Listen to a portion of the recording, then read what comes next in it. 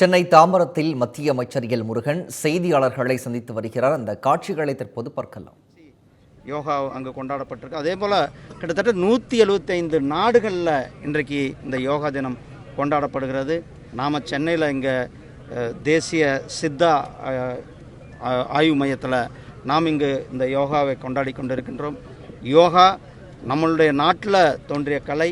இந்த யோகா இன்றைக்கு பல்வேறு நோய்களுக்கு ஒரு சிறந்த மருந்தாக இந்த யோகா கலையானது இருந்து கொண்டிருக்கிறது. அதாவது லைஃப் டிசீஸ் என்று சொல்லக்கூடிய லைஃப் ஸ்டைல் டிசீஸ் என்று சொல்லக்கூடிய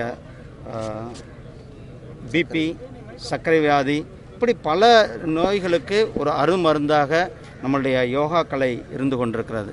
இந்த யோகா கலையை இன்றைக்கு அனைத்து தரப்பு மக்களும் விரும்பி செய்து கொண்டிருக்கிறார்கள். இங்கே மட்டுமே கிட்டத்தட்ட இன்றைக்கி 2000 பேருக்கு மேலே யோகாவில் கலந்து கொண்டிருக்கிறார்கள். அதே மாதிரி இந்தியா முழுவதும் மட்டுமல்ல, உலகம் முழுவதுமே இன்றைக்கு யோகா தினத்தை கொண்டாடி கொண்டிருக்கின்றோம். இன்றைக்கு இதனுடைய முத்தாய்ப்பாக விசாகப்பட்டினத்தில் ஒரு மிகப்பெரிய உலக சாதனை, கிண்ண சாதனையானது படைக்கப்பட்டது. முருகபக்தர் மாநாடு ஒரு அரசியல் ரீதியாக ஒரு மாற்றத்தை ஏற்படும். முருகபக்தர்கள் மாநாடு ஒரு மிகப்பெரிய ஒரு தமிழகத்தில் எழுச்சியை கொடுக்கக்கூடிய மாநாடாக இருக்கும். இந்த மாநாடு முருக பக்தர்கள் அனைவரும் இணைந்து நடத்துகின்ற இந்த மாநாடாக இருக்கிறது.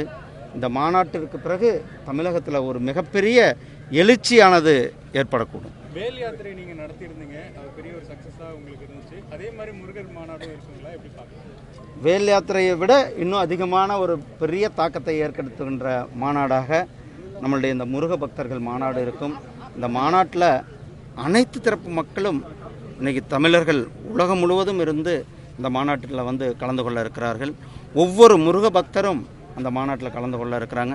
நீங்கள் பார்க்குறீங்க, மாநாடு இன்னும் நாளைக்கு தான், ஆனால் நேற்றுலேருந்தே லட்சக்கணக்கான மக்கள் அங்கே மதுரையில் கூடியிருக்கிறாங்க.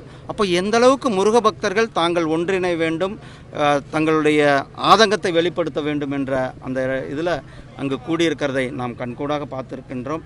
இந்த முருக பக்தர்கள் மாநாடு ஒரு மிகப்பெரிய ஒரு வெற்றிக்கான மாநாடாக அமையும்.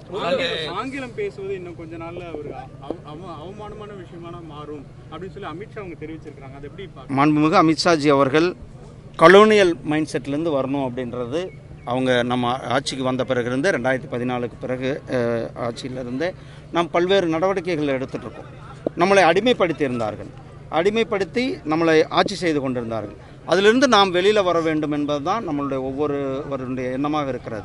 நம்மளுடைய நாட்டினுடைய தொன்மை, நம்மளுடைய பாரம்பரியம், நம்மளுடைய மொழி, நம்மளுடைய சிறப்பு எவ்வளவோ இருக்கிறது. அதை வெளிக்கொண்டு வரும். அதனால தான் நம்மளுடைய பாராளுமன்றத்தில் கூட புது பாராளுமன்றம், நம்மளுடைய இந்திய கலாச்சாரத்தினுடைய பாராளுமன்றத்தை நாம் கட்டி நம்மளுடைய தமிழனுடைய மாண்பு, சிறப்பு, அந்த செங்கோலை நாம் அங்கே வைத்து சிறப்பு செய்தோம். அதுபோல தான் இந்த மொழியும் கூட நம்மளுடைய அடிமைப்படுத்தின மொழியினுடைய பிடியிலிருந்து நாம் வெளியில் வர வேண்டும் என்பது மாண்புமிகு அமித்ஷாஜி அவர்கள் கருத்து.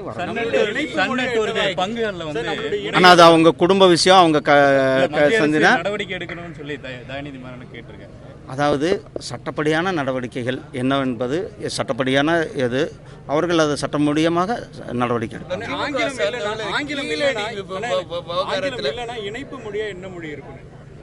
ஆனால் ஒவ்வொரு நம்மளுடைய பாரத தேசத்தில் பல மொழிகள் இருக்கிறது. ஒவ்வொரு மொழியுமே இணைப்பு மொழி. நம்மளுடைய பாரத தேசம் ஒரு மிகப்பெரிய தேசம். இந்த தேசத்தில் பல மொழிகள் பேசிக்கொண்டு இருக்கிறோம். தமிழகத்திலேயே கூட தமிழை தவிர்த்து நாம் பல மொழிகள் பேசுகின்ற மாநிலமாக நம் மாநிலம் இருக்கிறது. நாம் அதுதான் புதிய தேசிய கல்விக் கொள்கை கொண்டு வந்திருக்கிறோம். அதாவது நாம் ஒரு மொழி கற்பதோடு நம்மளுடைய இந்திய மொழி வேறொரு மொழியும் நாம் கற்றுக்கொள்ளலாம் என்பது தான் அனைவருடைய அந்த புதிய தேசிய. நான் அந்த வார்த்தையே சொல்லலையப்பா, நீ ஏன் வர்ற? அதாவது அது ஏன் அப்படி பண்ணுறீங்க? நம்ம பல மொழிகள் இருக்கிறது. நாம் இந்தியா ஒரு மிகப்பெரிய நாடு. பல மொழிகள் பேசினாலும் அனைவரும் ஒற்றுமையாக இருக்கின்ற நாடு. அதனால் ஒரு மொழி என்பது நாம் அனைவரையும் ஒருங்கிணைக்கின்ற ஒரு இதாக இருக்கிறது. அதனால் பல மொழிகள் நாட்டில் நாம் இந்த மொழி தான் அந்த மொழி தான் சொல்ல, அனைத்து மொழியுமே அனைத்து மொழிகளிலுமே பிரதானப்படுத்துகிறது தான் மத்திய அரசு பிரதானப்படுத்தி கொண்டிருக்கிறது. நன்றி. திமுக கீழடிக்காக எதிர்த்து மத்திய அரசு ஒரு போராட்டம் பண்ணுறதா இருக்காங்க. நீங்கள் இம்பார்ட்டன்ஸ் கொடுக்கல அப்படிங்கிற ஒரு இதை சொல்கிறாங்க. இங்கே பாருங்கள், திமுக தோல்வி மனநிலையில் இருந்து கொண்டிருக்கிறார்கள். திமுக தோல்வியை அடைவது நிச்சயம். அந்த தோல்வி பயத்திலிருந்து அவர்கள் வெளில வருவதற்காக பல முயற்சிகளை செய்து கொண்டிருக்கிறார்கள். ஒன்று இந்த டீலிமிட்டேஷன்னு சொன்னாங்க, அது மக்கள்கிட்ட எடுபடலை. இன்னொன்று இந்தி எதிர்ப்புன்னு சொன்னாங்க, மக்கள்கிட்ட எடுபடலை. இன்னொன்று நீட்டுன்னு சொன்னாங்கன்னா தமிழ்நாட்டிலேருந்து தான் இன்றைக்கி நீட்டுக்கு அதிகமான மாணவர்கள் நீட்டில் தேர்ச்சி பெற்று போய் கொண்டிருக்கிறார்கள். இப்படி திமுகவினுடைய ஒவ்வொரு செயல்களும் கூட மக்கள் மத்தியில் ஆதரவில்லாத சூழ்நிலை இருந்து கொண்டிருக்கிறது. அதனால் திமுகவுக்கு வேறு வழியிலும் ஏதாவது ஒரு சின்ன சின்ன விஷயங்களை கூட எடுத்துக்கொண்டு அவர்கள் மக்கள் மத்தியில் போவதற்கான முயற்சி செய்யணும். ஆனால் மக்கள் இன்றைக்கு தெளிவாக இருக்கிறார்கள். மக்கள் வளர்ச்சியை நோக்கி இருக்கிறார்கள்.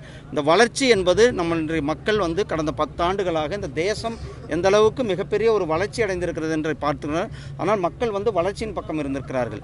நீங்கள் சொல்லுகிறீர்கள், நம்ம ஏற்கனவே கலாச்சார அமைச்சர் இங்கே தெளிவாக சொல்லியிருக்கார், எங்களுக்கு இன்னும் கொஞ்சம் விஷயங்கள் தேவைப்படுது, அது கலெக்ட் பண்ணிகிட்டு இருக்கிறோம், அதுக்கான எக்ஸ்பிளைன் இல்லை, அதுக்கான விளக்கங்கள் கேட்டிருக்கோம். அதில் எந்த ஒரு இதுவும் இல்லை. இதை போய் ஒரு அரசியல் ஆக்க வேண்டிய அவசியமும் இல்லை. இப்போது திரு ஸ்டாலின் அவர்கள் ஒரு ஃபைல் அனுப்புகிறாருன்னா, அவருடைய சீஃப் செக்ரட்டரிக்கு அனுப்புகிறாருன்னா, அதில் ஏதாவது விளக்கம் கேட்டு வரும். ஒரு அமைச்சர் அனுப்புகிறாருன்னா சீஃப் செக்ரட்டரி விளக்கம் கேட்பார். அதுக்கு பிறகு தான் அது எடுப்பாங்க. ஒரு முழுமையான விளக்கங்கள் கேட்கும் பொழுதே அது உடனே எதிரானவர்கள், உடனே தமிழுக்கு இது அல்ல. இது நாம் அனைவரும் இது உண்மையாக சொல்லப்போனால் மத்திய அரசாங்கம் தான் அந்த அகழ்வாராய்ச்சியை பண்ணி கொண்டு இருப்பது. அதனால் மத்திய அரசுக்கு இருக்கிற அக்கறை தமிழக அரசாங்கத்திற்கு இல்லை. நாம் நம்மளுடைய தமிழருடைய பண்பாடாகட்டும், தமிழருடைய தொன்மையாகட்டும், தமிழருடைய வரலாறாகட்டும், இதெல்லாம் கொண்டு வருவதில் நாம் முதன்மையாக நன்றி. அமித்ஷா அவங்க தமிழ்நாடு மீண்டும் வரதா இருக்கு சொல்லுவாங்கன்னா அவங்களுக்கு தொடர்ச்சியாக அவர்களுடைய பயணங்கள் இருக்கும், அவருடைய வருகை இருக்குன்றது ஏற்கனவே சொல்லியிருக்கோம். நன்றி.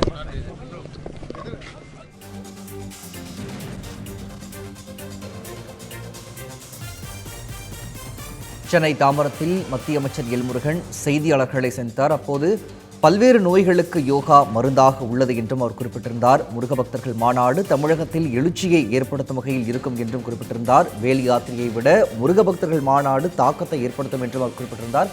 மேலும் அவர் பேசியவற்றை பின்னர் வரும் செய்தி தொகுப்பில் விரிவாக பார்க்கலாம்.